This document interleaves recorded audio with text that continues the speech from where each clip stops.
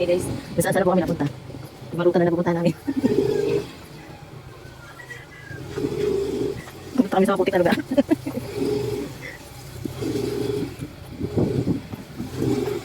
Tawag na natin. Uy, uy, parang nasa madalas na bahagi kami. Oops. Oops, oops. Lagi maputik na rito. Tapos pinagtanungan namin, diretso nandun kami. Diyan kami yung mga ilog. Ito, sabi lang ang katawag kami. Tulong sa gabi, no? Diyan kami maputik, guys. Oh gosh. Ano, kaya pa? Gitna sa gitna ka.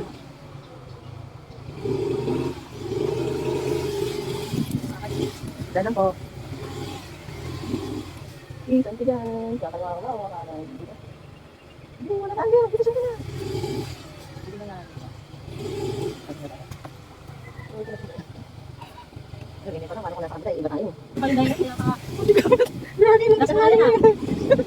Sabi ni Kuya, walang po.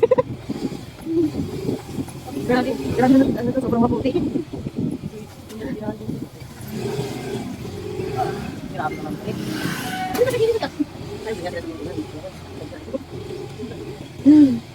Ano wala na. Ako kung hindi ka dadala natin kanina, wala na. Grabe guys, ano ba ito napuntahan natin? Ano ako? Dito kami sa kawalan. Saan natin yung area? Grabe, ang grabe pala dito. Okay. Dami pa ba? Dito din. Dahil naliligo. Oo, hindi sa yung ilog eh. Di ba? Hello, dahil naliligo. Mga bata sa ilog.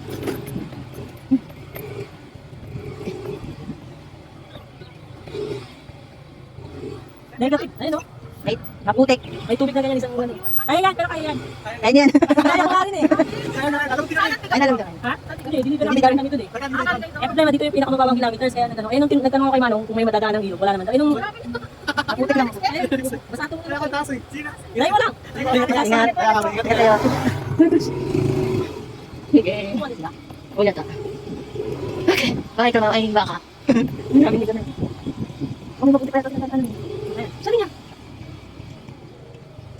Ako niya tayo. Grabe talaga ito si Grace. Hindi na lang tayo sa lugar na hindi. Mga maputik. Okay lang ito kasi medyo mabago din. Tara nga guys. Masimento na ito. Maganda ito. Babalik dito guys. Sobrang putik ka. Hindi na. Nasaan ito. Bye. Okay, bye-bye. Ito na yung putik talaga.